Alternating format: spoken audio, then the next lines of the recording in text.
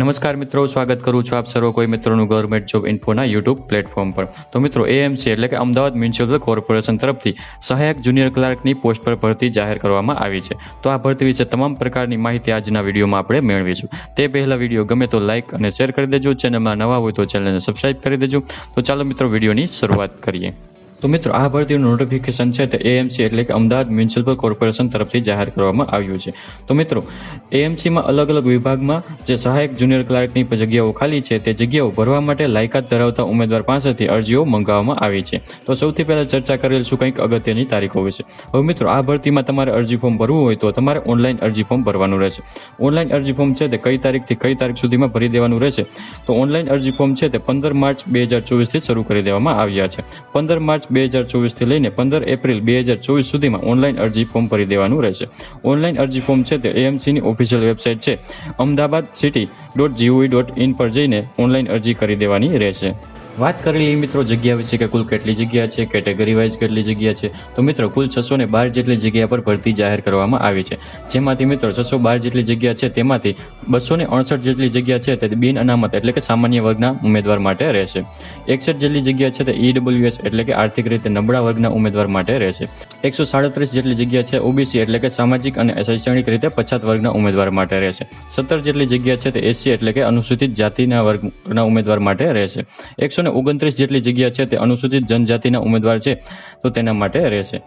આવી રીતે કુલ 612 જેટલી જગ્યા પર સહાયક જુનિયર ક્લાર્કની ભરતી જાહેર કરવામાં આવી છે। ચર્ચા કરેલી એજ્યુકેશન ક્વોલિફિકેશન વિશે એટલે કે શૈક્ષણિક લાયકાત વિશે। અરજી ફોર્મ ભરવા માટે ઉમેદવારની શૈક્ષણિક લાયકાત કેટલી હોવી જોઈએ? તો અહીં ઉમેદવારે કોઈ પણ સરકાર માન્ય યુનિવર્સિટીમાંથી સેકન્ડ ક્લાસ સાથે ગ્રેજ્યુએશન એટલે કે સ્નાતક પાસ કરેલું હોવું જોઈએ।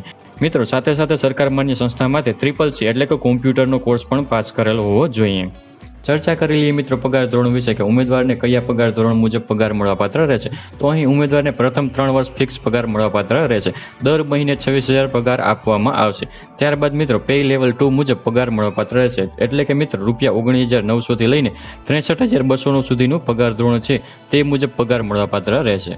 વાત કરેલી એજ લિમિટ એટલે કે વયમર્યાદા વિશે। ઉમેદવારની ઉંમર કેટલી હોવી જોઈએ? તો અહીં અરજી ફોર્મ ભરવાની છેલ્લી તારીખ છે 15 એપ્રિલ 2024। તો તે તારીખે ધ્યાનમાં રાખી ઉમેદવારીની પોતાની ઉંમરની ગણતરી કરવાની રહેશે।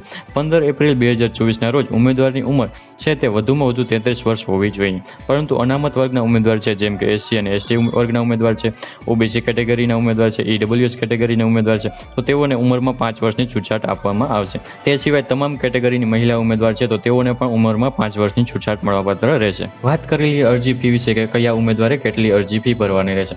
તો મિત્રો, અહીં દિવ્યાંગ ઉમેદવાર છે તો તે સિવાય તમામ ઉમેદવારે અરજી ફી ભરવાની રહેશે। જેમ કે મિત્રો બિન અનામત વર્ગના ઉમેદવાર છે તો તેઓએ અરજી ફી તરીકે ₹500 ભરવાના રહેશે। તે સિવાય ઈડબ્લ્યુએસ કેટેગરીના ઉમેદવાર છે, ઓબીસી કેટેગરીના ઉમેદવાર છે, એસસી અને એસટી કેટેગરીના ઉમેદવાર છે, આ તમામ ઉમેદવારે અરજી ફી તરીકે ₹250 ભરવાના રહેશે।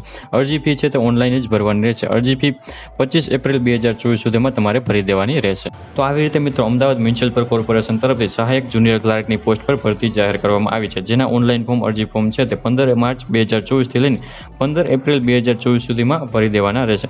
તો આશા રાખું છું કે વિડીયો પસંદ આવ્યો હશે। વિડીયો પસંદ આવ્યો હોય તો લાઇક અને શેર કરી દેજો, ચેનલમાં નવા હોય તો ચેનલને સબસ્ક્રાઇબ કરી દેજો। ફરી મળીશું નવા ટોપિક સાથે, નવા વિડીયો સાથે।